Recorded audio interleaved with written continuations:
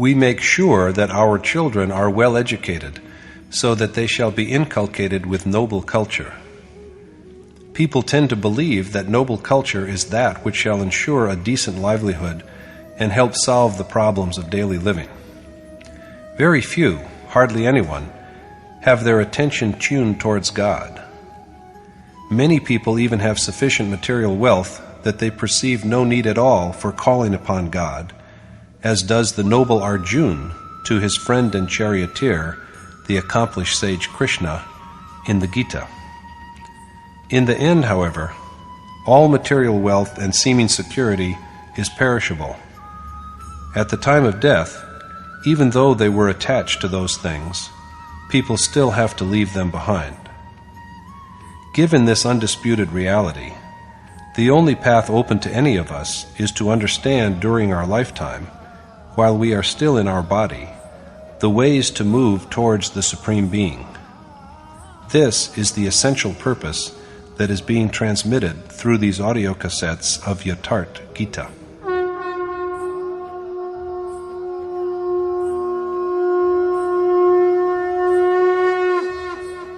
Om Shri Paramatmane Namaha. Yatharth Gita, Srimad Bhagavad Gita. Chapter 9. Stirring to Spiritual Enlightenment.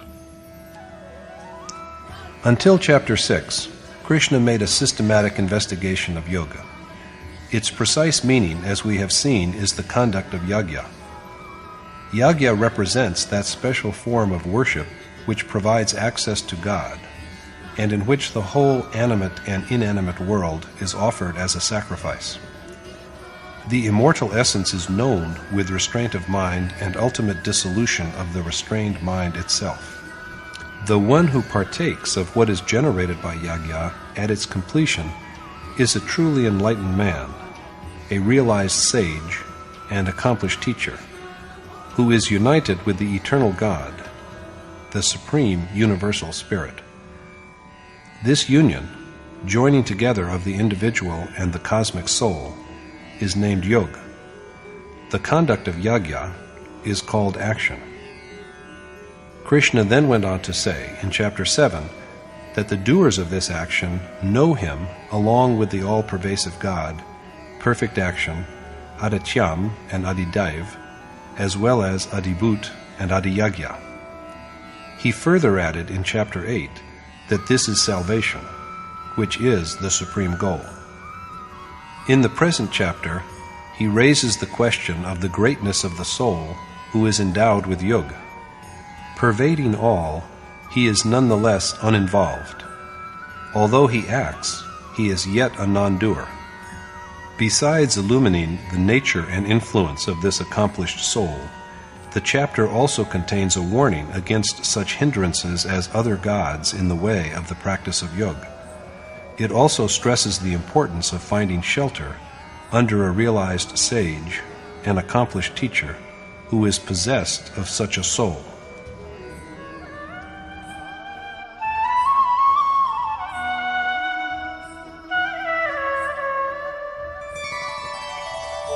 Idantu te guhyatamam pravakshamyanasuyave jnanam vijnana sahitam yajñatva mokshase shubhat.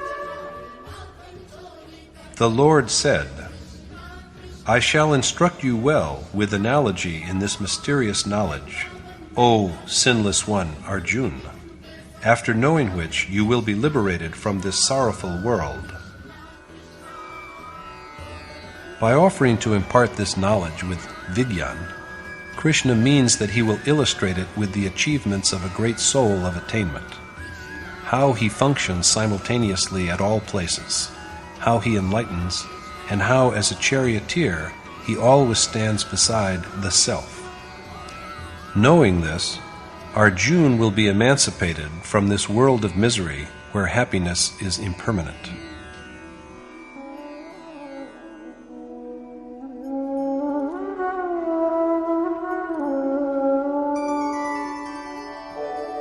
राजविद्या राजगुह्यम् पवित्रमिदमुत्तमम् प्रत्यक्षावगमम् धर्म्यम् सुसुखं कर्तुमव्ययम्.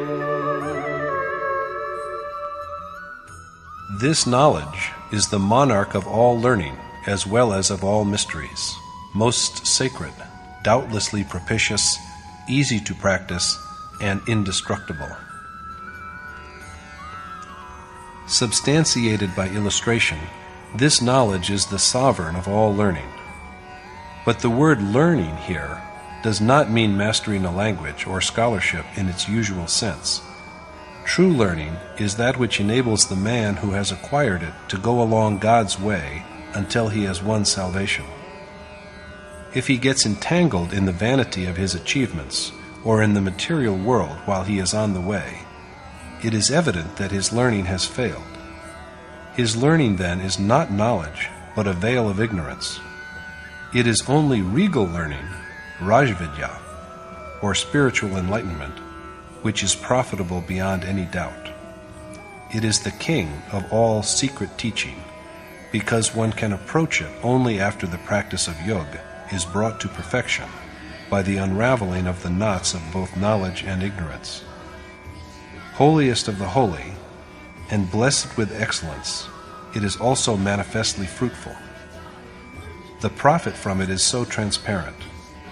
No sooner does a man have it than he is rewarded. It is not the blind faith that we will be rewarded in the next life if we are virtuous in this life. Krishna has told Arjuna in chapter 2 that the seed of yoga never perishes.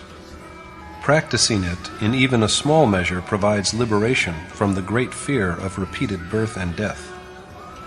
In chapter 6, Arjuna requested the Lord to tell him the lot of the feeble worshipper who strays from yoga and is therefore deprived of the perception which is its final achievement. Krishna then said that the primary need is to know the way of this action, or yoga, after which, if a man just takes a couple of steps on it, the merit earned by them is never destroyed. He carries this sanskar along with him to the next life, and by virtue of it performs the same action with every birth. Thus, practicing yoga over many lives, he at last arrives at the state of salvation, the supreme goal. The same point is made again in the present chapter, when Krishna says that although the practice of yoga is easy and indestructible, faith is its indispensable requirement.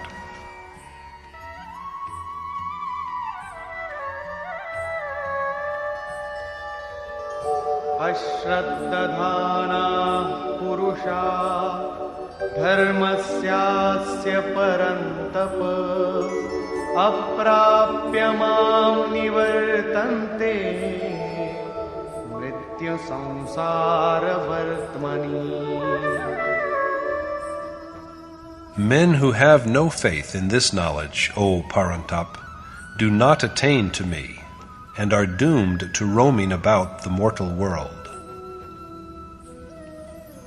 Even the smallest bit of practice of this Dharma is never destroyed, but the man whose mind is not fully centered on the object of his worship undergoes repeated birth and death instead of attaining to Krishna.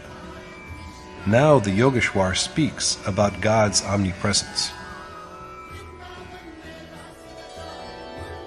Maya tatamidam sarvam jagadavyaktamurtina matsthani sarvabhutani nachaham teshvavastitah. The whole world is pervaded by me, the unmanifest Supreme Being, and all beings dwell within my will, but I am not in them. The unmanifest form in which Krishna exists spreads through every atom of the universe, and all beings have their life within him. But he is not in them because he exists in an unmanifest form. Since accomplished sages are one with the unmanifest God, they discard their bodies and act in the same divine state.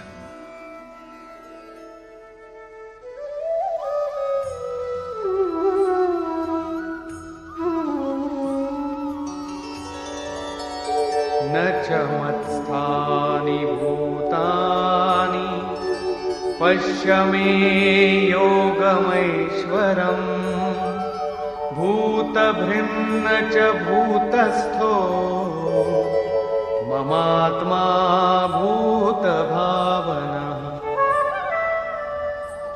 And even all beings are not within me, and such is the power of my Yogmaya, that my spirit, the creator and preserver of all beings, is not within them. Even all beings are not within Krishna, because they are mortal and dependent on nature. But such is the greatness of his yoga, that although he creates and sustains all beings, his spirit is not in them. I am in the form of the self, not within those beings. This is the achievement of yoga. Krishna cites an instance to elucidate the point.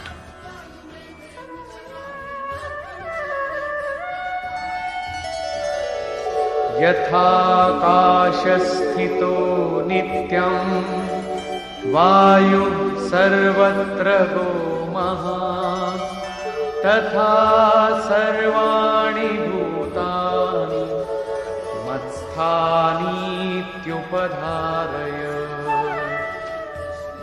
Be it known to you that all beings dwell in me, just as the great wind that roams everywhere always dwells in the sky.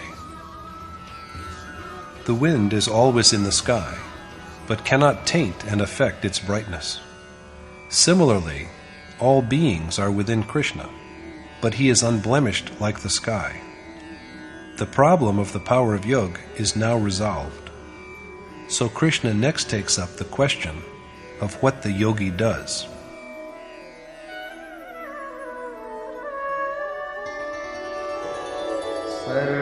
सर्वभूतानि कौन्तेय प्रकृतिं यान्ति मामिकाम् कल्पक्षये पुनस्तानि कल्पादौ विसृजाम्यहम्. All beings, O son of Kunti, attain to my nature and merge into it at the end of a cycle, or kalp, and I recreate them at the beginning of another cycle. He reshapes beings with special care at the beginning of a phase. They had existed earlier, but they were misshapen. Now he gives them a more refined, more perfect shape. They who were lying in a state of insensibility, he now renders conscious. He also prompts beings to kalp in the other sense of the word. Besides cycle of time, the word kalp also means a change for the better. It is the beginning of a kalp when, escaping from demoniacal and negative impulses, a man comes by the treasure of divinity, and it comes to a close with the worshippers becoming one with God. A kalp ceases to be after its purpose is achieved. The commencement of worship is the beginning, while the culmination at which the goal is perceived is its end, the point when the soul, freed from such feelings as attachment and repulsion, which effect the creation of all beings who have to be reborn, dwells in his identical, eternal form. This is what Krishna means by saying that beings merge into his nature. But what kind of nature can belong to a sage who has annihilated all nature and become one with God? Does his nature still survive? As Krishna has said in the 33rd verse of chapter 3, all beings attain to their own nature. They act according to their predominant property, and even the sage who has achieved knowledge by direct perception acts according to his disposition. He works for the good of those who have straggled. The conduct, the way of life, of the sage who dwells in the ultimate essence is his nature. He conducts himself according to the state of his being. At the end of Kalp, men attain to this conduct, this way of life, of realized sages, of accomplished teachers. Krishna then throws further light on the accomplishment of such great souls.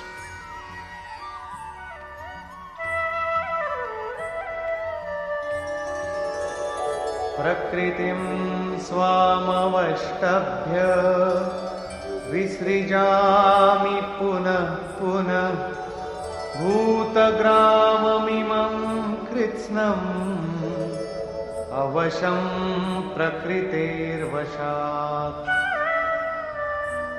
I repeatedly shape all these beings who are helplessly dependent on their innate properties according to their action.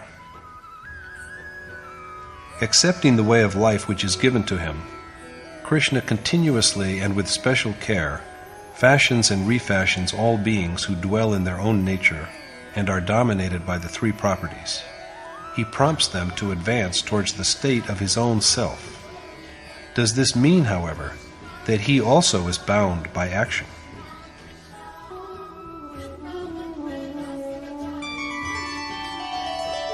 Na cha mam tani karmani nibadhanti dhananjaya udasina vadasinam asaktam teshu karmasu. Unattached and disinterested in these acts, O Dhananjay, I am not bound by action. According to the 9th verse of chapter 4, a sage's way of action is unworldly. The 4th verse of the present chapter says that he works in an unmanifest way. Now, Krishna says the same thing here again, that he is not attached to the actions he performs imperceptibly. Since the union of his soul with the Supreme Spirit has bestowed a state of detachment on him, he is no longer bound by action. Since he is now abiding in the very goal that is achieved by action, he is not compelled to do it. So far, the question was of the relationship between acts of nature and the innate property, of the sage's way of life and action. Now, what is that which Maya creates by assuming the property that belongs to Krishna? That too is Kalp. Mayadhyakshena prakritihi suyate sacharacharam hetunanena kaunteya jagat viparivartate.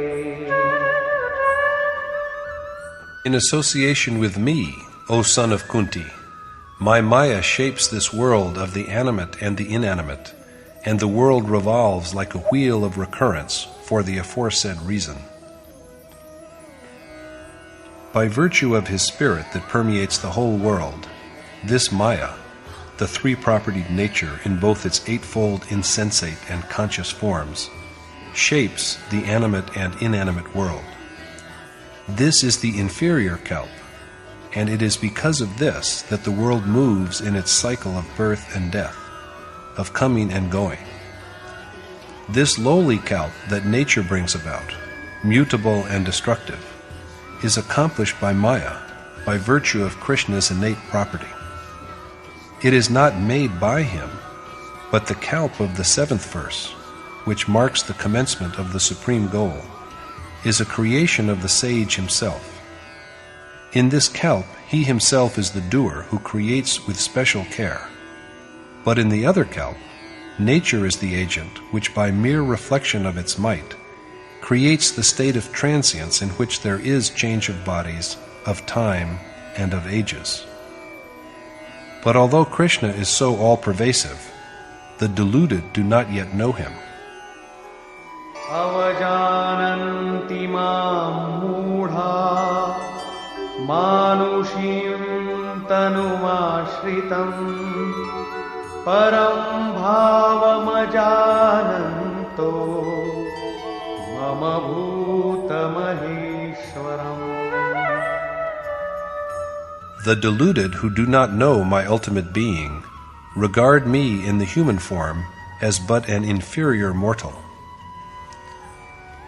The ignorant who do not know his identity with the Supreme Spirit, the God of all beings, regard Krishna as human and therefore paltry.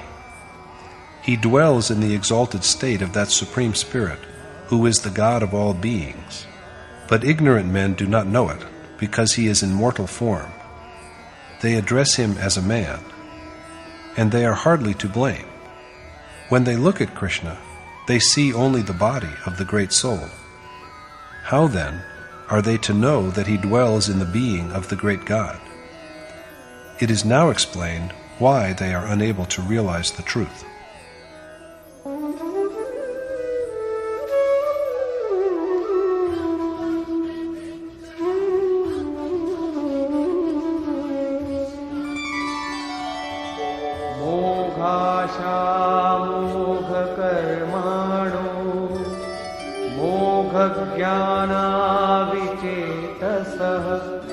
राक्षसीमासुरीं चैव प्रकृतिं मोहिनीं श्रिताः.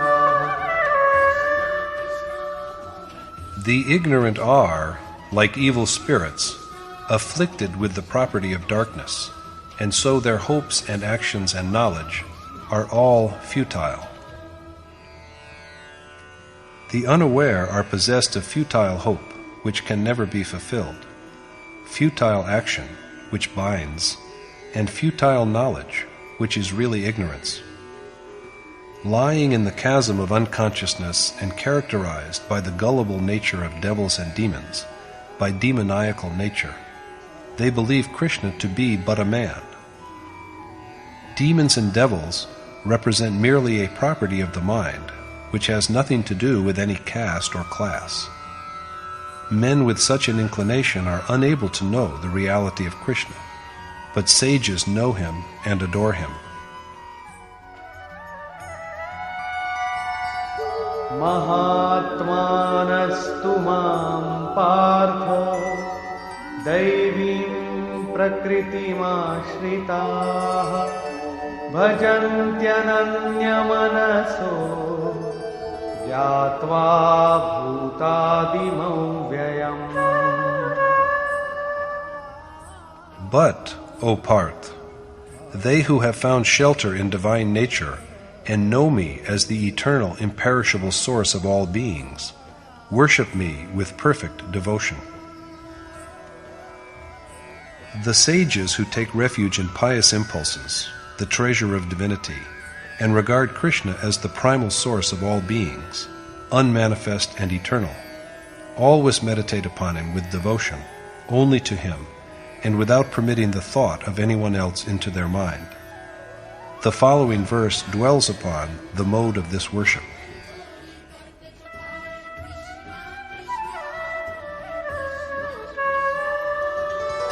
Satatam kirtayanto mam yatantascha dridhavrataah namasyantascha mam bhaktya nityayukta upasate. Always engaged in the recital of my name and virtues, ever active to realize me, and constantly offering obeisance to me, devotees with a firm determination worship me with undivided faith. Abiding firmly in the observance of the act of devotion, bowing low to Krishna in homage and dwelling in him, men who know the truth endeavor to realize him and worship him with staunch devotion. They are consistently engaged in the act of remembrance and recital, which is nothing else than the yajna that has already been illumined. The same rite is here restated in brief. Jnana-yajnena chapyanye yajanto mam upasate ekatvena prithatvena bahudha विश्वतो मुखम्. While some worship me by Gyan Yagya as the all-encompassing Supreme Spirit, with the feeling that I am all, some worship me with a sense of identity, some with a sense of being separate from me, regarding me as master and themselves as servants, while yet others worship me in many a different fashion. Men who are aware of reality worship Krishna by practicing the appointed way of discrimination or knowledge, after a due appraisal of their assets and liabilities, as well as of their own strength. Some others worship him with a feeling of being identical with him, the feeling that they have to be one with him by dissociating themselves from everything that is other than him, and they devote themselves to him with the total dedication of the way of selfless action. Similarly, there are many other forms of worship. In fact, however, these are all only the higher and lower phases of the same spiritual observance that is called yagya. Yagya begins with reverent service. But how is it performed? By his own admission, Yogeshwar Krishna is himself the doer of yagya. If the sage does not act as the charioteer, the successful accomplishment of yagya is impossible. It is only by his guidance that the worshipper is able to know the stage of spiritual accomplishment at which he stands and the point on the way he has reached. Krishna then speaks about the performer of yagya.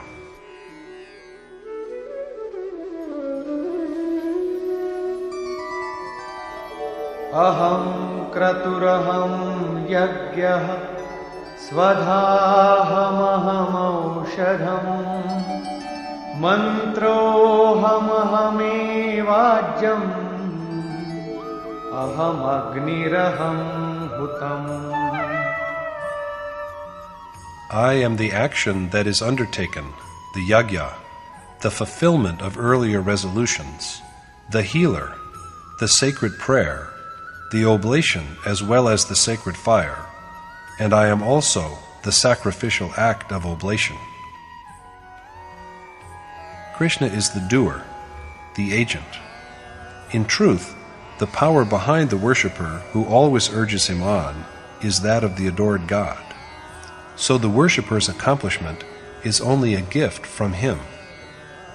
He is also the yagya, which is the appointed mode of worship. The man who tastes the nectar that is generated at the successful completion of yagya is united with the eternal God. Krishna is also the oblation, for it is in him that the endless sanskar of the past is dissolved. Their ultimate resolution is provided by him. He is also the remedy that cures the malady of worldly misery. Men are rid of this ailment by attaining to him. He is also the sacred incantation that is offered to the deity, for it is he who provides the strength by which the mind is concentrated on breath.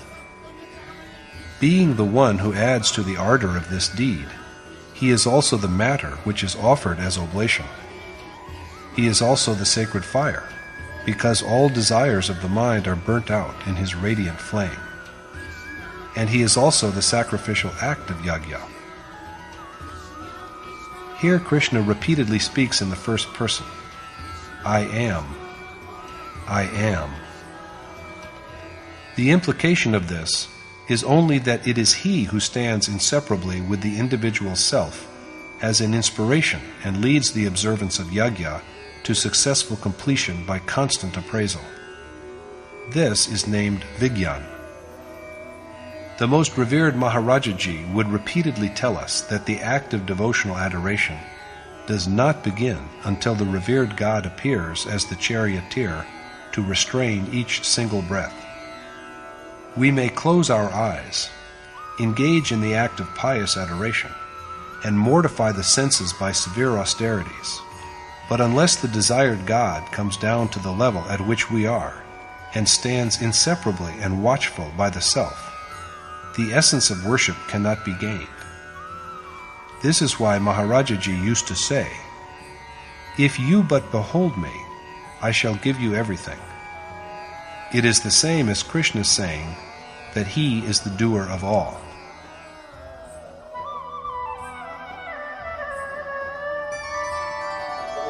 Pitahamasya jagato mata dhata pitamaha vedyam pavitram omkara riksama yajurevacha. And I too am the bearer and preserver of the whole world, as also the giver of rewards for action, father, mother, and also the grandsire, the sacred imperishable Om, who is worthy of being known, and all Ved, Rig, Sam, and Yajur. It is Krishna who supports the whole world. He is the father who provides, the mother who conceives and gives birth, and the grandsire who is the ancient source into whom all beings also merge at last. He is worthy of being known as also the sacred Om, which may also be interpreted as the self's resemblance to God. Aham plus Akara equal Omkara. That Om, God, is identical with him, and so his self is fit for knowing. He is also the agent of the three parts of the observance of yoga. Rig, adequate prayer. Sam, evenness of mind, and Yajur, the ordained yagya for union with the Supreme Spirit.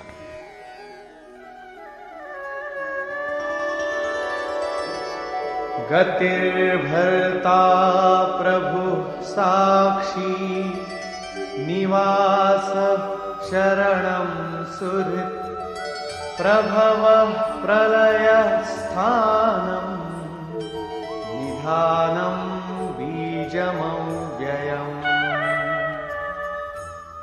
I am the supreme goal, the sustainer and Lord of all, the maker of good and evil, the abode and shelter of all, the benefactor who wants nothing in return, the beginning and the end, the fountainhead as well as that in whom all beings are dissolved, and also the indestructible primal energy.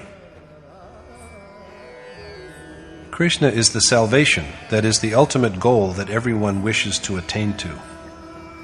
As the witness who stands as an onlooker and knows everything, he is the master of all beings. He is the imperishable primal cause, and he is also the doom, the destruction, in whom all good and evil are dissolved. He possesses all these glories. Moreover, Tapamyahamaham varsham nigrihnamyutsrijami cha amritam chaiva mrityuscha sadasachaham Arjuna. I am the sun that burns. I draw the clouds and also make them rain. And, O Arjuna, I am the draught of immortality as well as death, and I am also both substance and shadow. He is the sun, the giver of light, and yet there are many who regard him as unreal. Such men are victims of mortality, and so Krishna is also the punishment that is meted out to them. Traividyamam somapah utapapa yagyairištva svargatim prarthayante te punyamasadya surendra lokam ashnanti divyam divideva bhogam. Men who do pious deeds enjoined by the three Ved, who have tasted nectar and freed themselves from sin, and who wish for heavenly existence through worshipping me by yagya, go to heaven, Indralok, and enjoy godly pleasures as a reward for their virtuous acts. Although they practice all the three parts of worship, prayer, rig, equal conduct, sam, and union, yajur, partake of the dim light of the moon, rayi, the form-giving substance, rid themselves of sin, and worship Krishna by the prescribed mode of yagya, such men pray for the attainment of heaven, because of which they are rewarded with mortality and have to be reborn. They worship him and also adopt the appointed mode, but they beseech for heavenly joys in return. So rewarded for their piety, they go to the abode of Indra and enjoy the celestial pleasures of gods. Krishna is thus also the provider of these pleasures. Te tam bhuktva svargalokam vishalam kshine punye martyalokam vishanti evam trayi dharma manuprapanna gata gatam kama kama labhante. With the gradual wearing out of the merits of their piety, they go back to the mortal world after enjoying the pleasures of great heaven. And it is thus that they who seek refuge in the desire-oriented action prescribed by the three Ved and covet joy are condemned to repeated death and birth.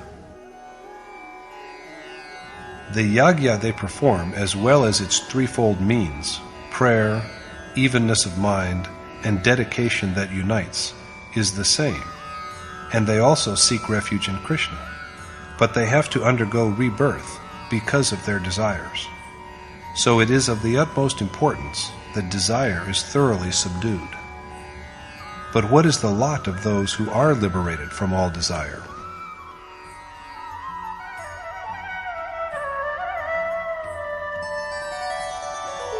Ananyas chintayanto mam ye jana paryupasate tesham nityabhiyuktanam yogakshemam vahamyaham. I myself protect the yoga of men who abide in me with steady and undeviating faith, and who worship me selflessly, constantly remembering me as God. Krishna himself bears the burden of the ardent worshipper's progress along the path of yoga. He takes upon himself the responsibility for the protection of his yoga. Despite this, however, men are given to worshiping other gods.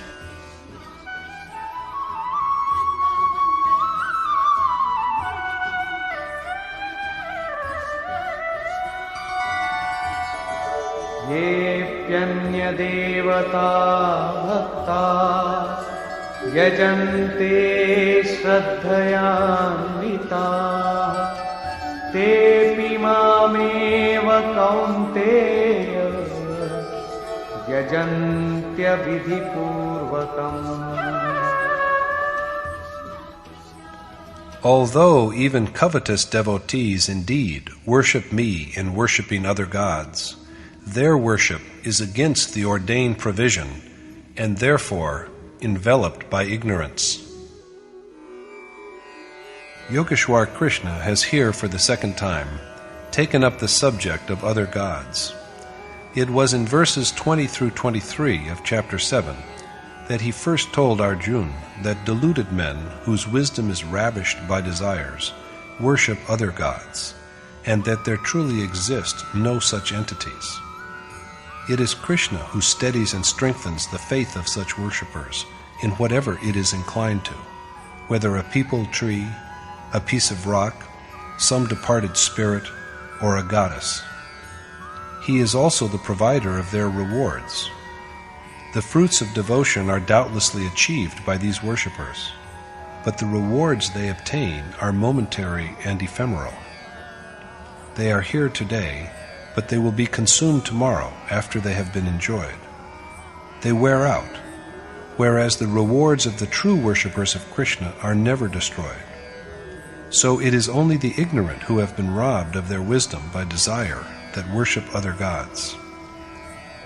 In verses 23 through 25 of the present chapter, Yogeshwar Krishna reiterates that they who adore other gods also really worship him, but their worship is improper because this form of devotion is not ordained.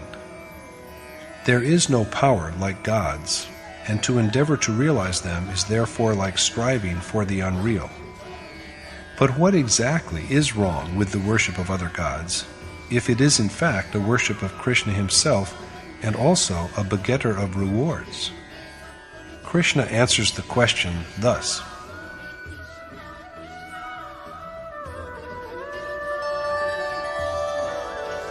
Aham hi sarvayajnanam bhokta cha prabhureva cha na tu mam abhijananti tattvenatascha vanti te.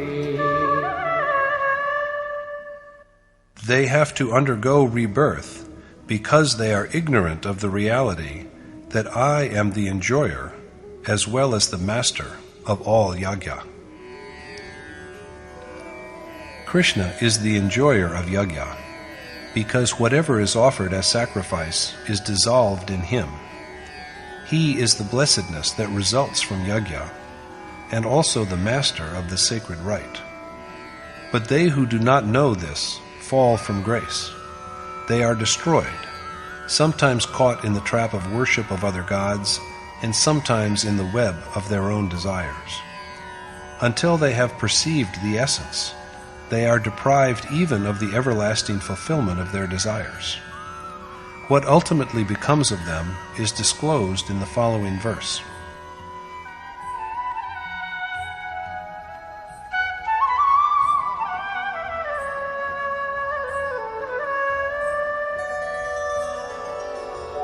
Yanti devavrata devan pitrinyanti pitrivrata bhutani yanti bhuteja yanti madhyajinopima.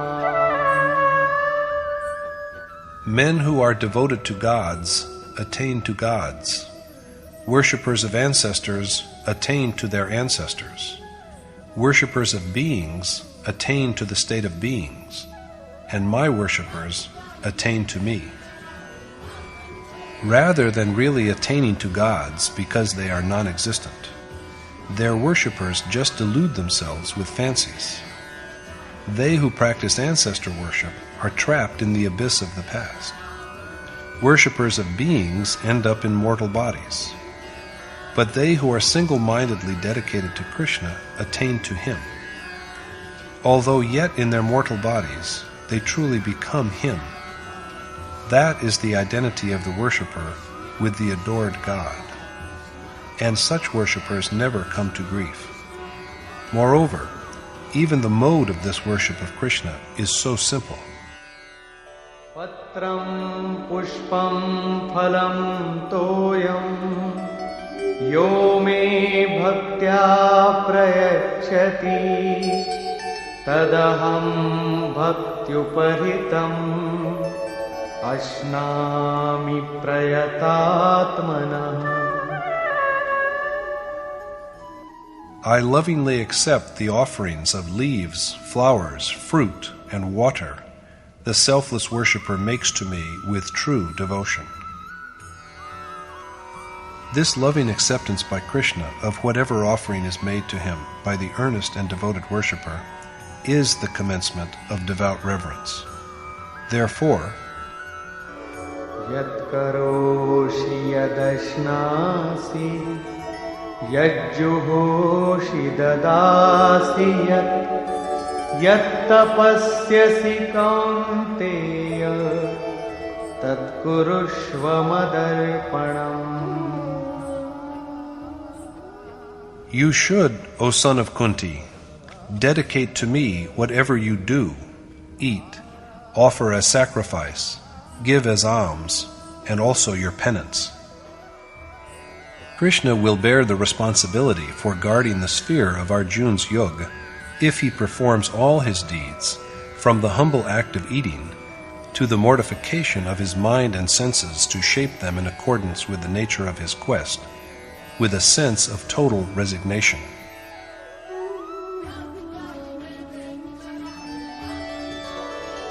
शुभाशुभफलैरेवम् मोक्ष्यसे कर्मबन्धनैः सन्न्यासयोगयुक्तात्मा विमुक्तो मामुपैष्यसि.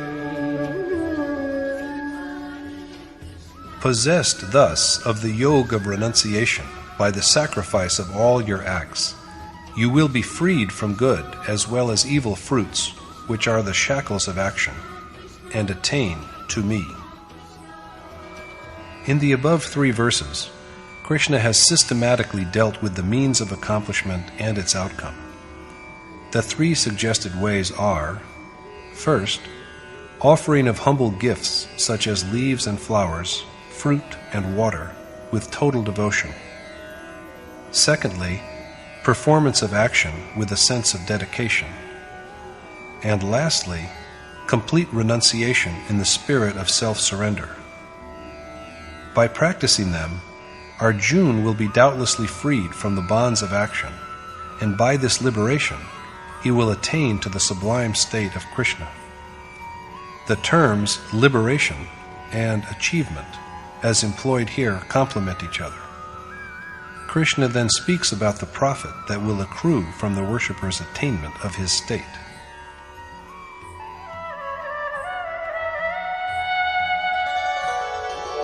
Samoham sarvabhuteshu na me dveshosti na priyah ye bhajanti tumam bhaktya Mahite teshu chapyaham.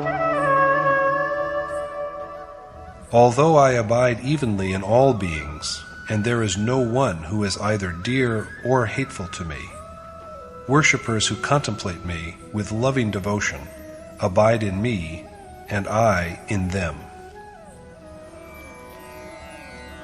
Krishna pervades all beings in an equal way, but he has a special relationship with his wholly dedicated worshippers, for they live in him and he in them. This is the only kinship he knows.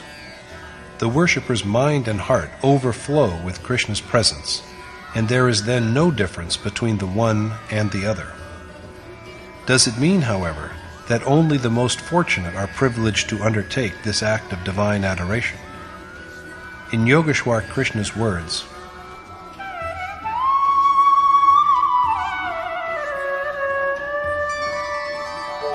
Api chet suduracharo bhajate mamananya bhak sadhureva samantavyah samyak vyavasito hi saha. Even if a man of the most depraved conduct worships me incessantly, he is worthy of being regarded as a saint, because he is a man of true resolve. If even a man of evil deeds remembers and adores Krishna with a single-minded devotion, believing that no object or God besides Krishna is worthy of worship, he is fit to be thought of as a sage. He is not yet a saint, but there is at the same time not even the least doubt of his becoming one, for he has devoted himself to the task with real determination. So everyone, you and I all, whatever be the circumstance of our birth, are entitled to the act of worship. The only condition is that the worshipper is a human, because man alone is capable of true resolve. The Gita is thus meant for the upliftment of sinners, as Krishna says, Shipram bhavati dharmatma shashvachantim nigacchati कौन्तेय प्रतिजानीहि न मे भक्तः प्रणश्यति. Thus he shortly grows pious and achieves eternal peace. And so, O son of Kunti, you should know beyond any doubt that my worshipper is never destroyed. If engaged in devotional contemplation, even a wicked man soon grows righteous, becomes one with the Almighty God, and realizes the ultimate imperishable repose. Arjuna is told to keep it in mind that Krishna's earnest devotee is never destroyed. Even if the effort somehow grows feeble, in the next life it is resumed from the very point at which it was discontinued earlier, and, beginning with what was done before, the worshipper presently attains to the most sublime peace.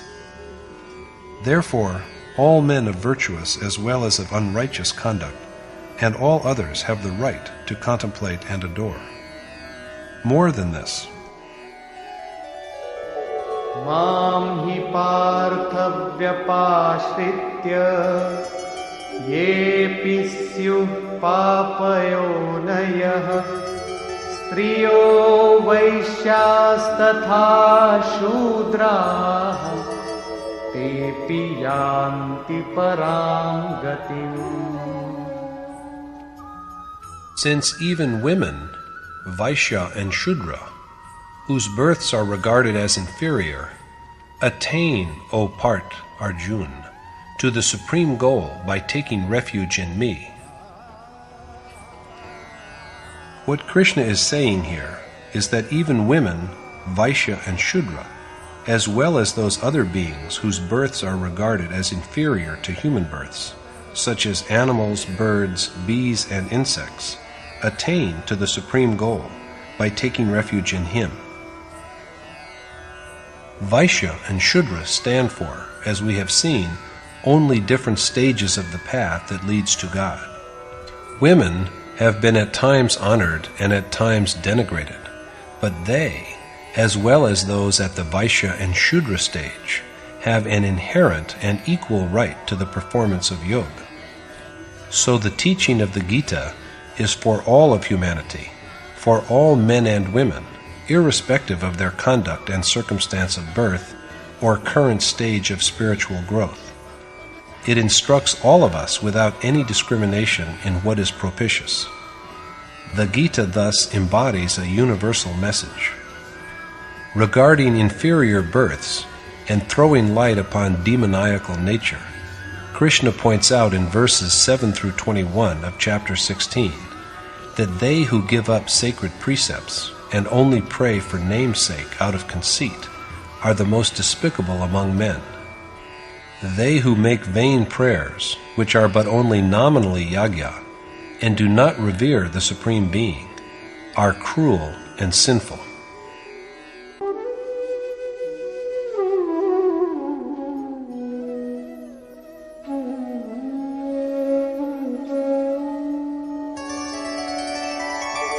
Kim punarbrahmana punya bhakta rajarshyastatha anityam sukham lokam imam prapya bhajasvamam. It hardly needs saying that since pious Brahmin and royal sages, Rajarshi, attain to salvation, you should also renounce this miserable, ephemeral, mortal body and always engage in my worship. Let alone those men and women in the Brahman and Kshatriya Rajarshi stages.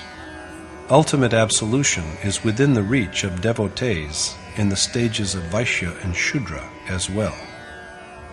Brahman is but a particular stage of spiritual growth which is blessed with all the virtues that lead the individual soul to the Supreme Spirit. That which incorporates the merits of peace, humble beseeching, perception, contemplation, and readiness to follow the signs from the worshipped God is the state of Brahman. A Kshatriya, who has been elevated to a sage by his pious life and austere devotion, is endowed with the spirit of accomplishment, prowess, sense of authority, and a natural reluctance to withdraw from the undertaken enterprise. The yogi who have arrived at this stage of yoga, it is needless to say, surely succeed in completing their journey. So Arjuna also should renounce this joyless and transient human body to devote himself to Krishna's worship. It is for the fourth time that Krishna has spoken here of the four Varna: Brahman, Kshatriya, Vaishya, and Shudra. He has said in chapter 2 that there is no more profitable way than war for a Kshatriya, and subsequently added in chapter 3 that even dying for one's inherent Dharma is more desirable. In chapter 4 he said that he is the creator of the four Varna. It is meant by this, as it has been repeatedly stressed, that he has divided action into four phases on the basis of their innate properties. Performance of yagya is the one appointed task, and they who do it belong to four categories. At the point at which a worshipper is initiated into the way, he is a Shudra because of his inadequate knowledge. When he has developed a partial capacity for accomplishment and accumulated some spiritual wealth, the same worshipper turns into a Vaishya. Ascending yet higher and acquiring the strength to carve his way through the three properties of nature, he becomes a worshipper of the Kshatriya class. And the same worshipper is elevated to the rank of a Brahman when he is infused with the qualities that unite the soul with God. Kshatriya and Brahman worshippers are nearer to attainment than the Vaishya and Shudra. Since even the latter are assured of the final bliss, there is hardly any need to speak anything of the lot of worshippers who have achieved already a higher status. Also, the Upanishad, of which the Gita is an abstract, abounds in allusions to women who were endowed with the sublime knowledge of God. Even all the strenuous but futile attempts to codify the rites and prohibitions derived from the spiritually timid and conventional study of the part of Ved known as the work cannot make us ignore the unambiguous assertion by Krishna that women, as well as men, can participate in the ordained action of performing the worship that is named yagya. So it is but proper that his last words to Arjuna in the chapter are words of encouragement for carrying out the deed of worship with firm devotion.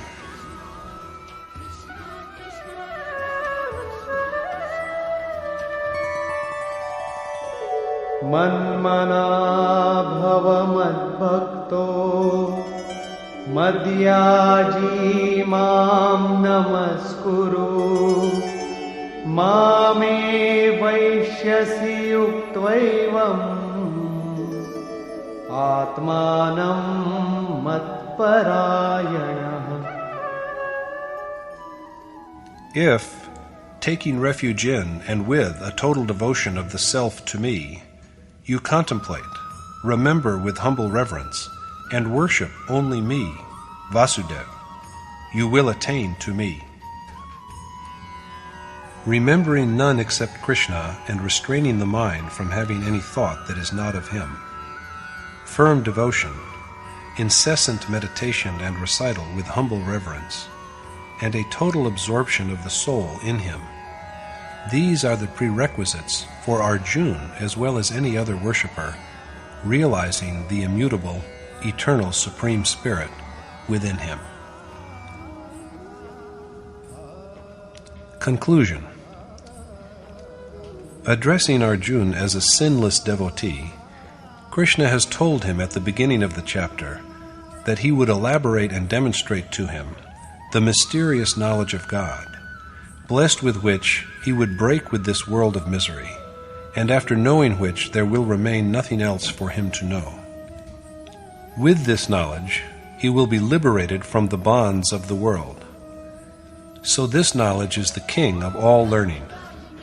Real knowledge is that which provides access to the Supreme Spirit, and is surely propitious. It is also what is known as secret teaching, because it reveals the inscrutable magnificence of God. It is transparently fruitful, easy to practice, and imperishable. If we succeed in practicing even a little of it, it brings freedom from the great fear of recurrent birth and death. Practiced in even a small measure, the merit earned from it is never destroyed, and by virtue of it, the doer succeeds in finally arriving at the supreme goal. But there is a condition to this attainment. Rather than achieve the final bliss, the man who is devoid of faith gropes about in the vicious maze of worldly life. Men of discrimination understand the changes, the rise and fall, of what has elsewhere herein been referred to as Dharma. They give up unrighteousness to restrain the mind and engage in piety. When the restrained mind too is dissolved, the kalp, along with its different ages, or yug, comes to a close. After bringing about the union with perfection, the kalp also ceases. This is the doom, as it is called, in which nature is dissolved in the soul.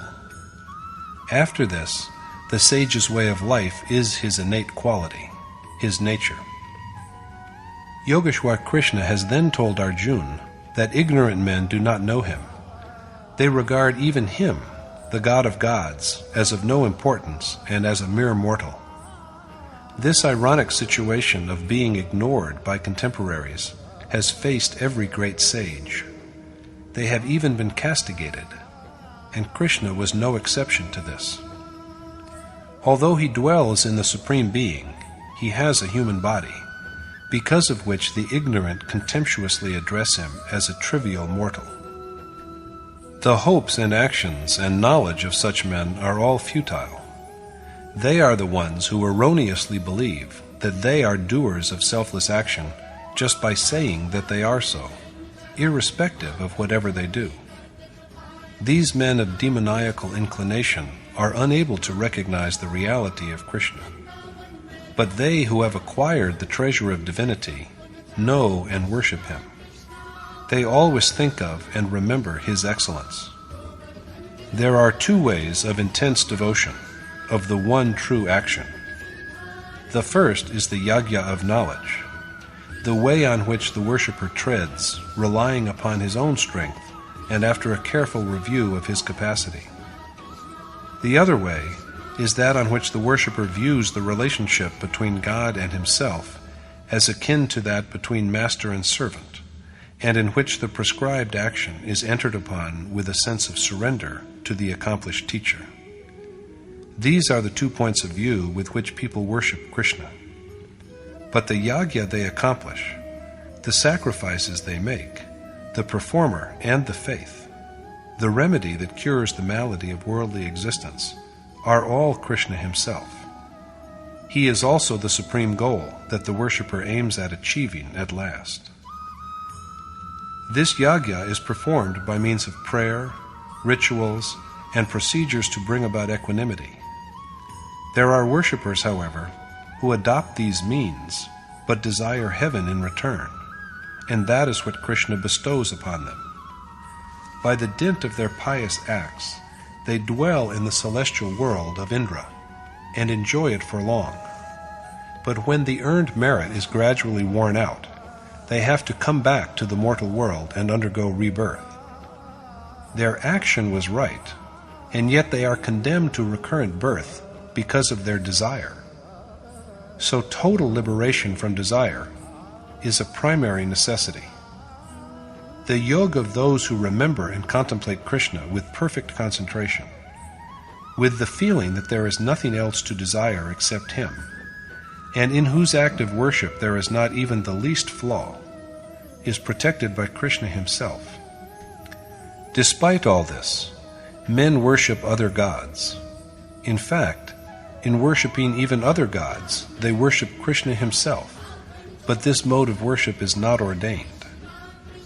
They are unaware that he is the enjoyer of their yagya, their sacrifices, And so, although they worship, they fail to realize him. They thus fail in their quest. They only succeed in attaining to the fancied forms of gods, beings, and ancestors, whereas men who are truly devoted to Krishna dwell directly in him and assume his own being.